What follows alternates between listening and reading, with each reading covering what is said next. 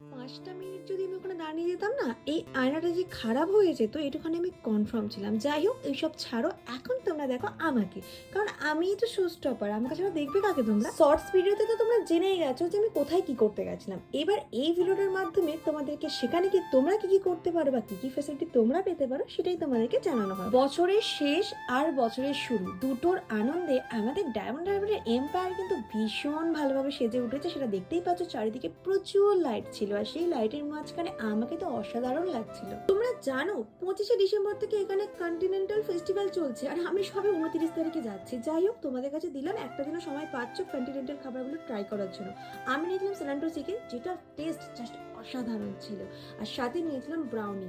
স্নেহার ব্রাউনির পরে যদি best brownie কোথায় খেয়েছি তাহলে আমি তো এম্পায়ারের নাম বলবো। জাস্ট এখন পর্যন্ত মুখে লেগে আছে। ব্রাউনিটা ছিল ভীষণ নরম, যেটা তোমাদেরকে আমি জাস্ট বলতে পারছি না। আমার রেকমেন্ডেশন অনুযায়ী তোমরা একবার এম্পায়ারে গিয়ে এই ব্রাউনিটা টেস্ট করো, মানে তোমাদের দারুণ লাগবে। সব ছাড়ো, যেটা মেন বক্তব্য, 31 আর 1 জানুয়ারি উপলক্ষে ওখানে যেটা বললাম না বাফেট, এই বাফেটটার ব্যাপারে তোমাকে ডিটেলসে বলি শোনো। বাফেটটা থাকছে 499-এ, আনলিমিটেড খাওয়া দাওয়া, মানে তুমি যা ইচ্ছা খেতে পারো, যত ইচ্ছা খেতে পারো, যতটা পরিমাণ খেতে পারো, তোমাকে কেউ কিচ্ছু বলবে না। আর তার তোড়জোড় কিন্তু এম্পায়ারে একদম ফুল দমে চালু হয়ে গেছে। তাহলে দেরি না করে বছরের লাস্ট নয়তো বছরের ফার্স্ট যে কোনো একটা দিন কিন্তু এই বাফেট তোমরা অ্যাটেন্ড করতেই পারো। আর এটা ছাড়াও তোমরা আলাকাটেও কিন্তু অর্ডার করতে পারো।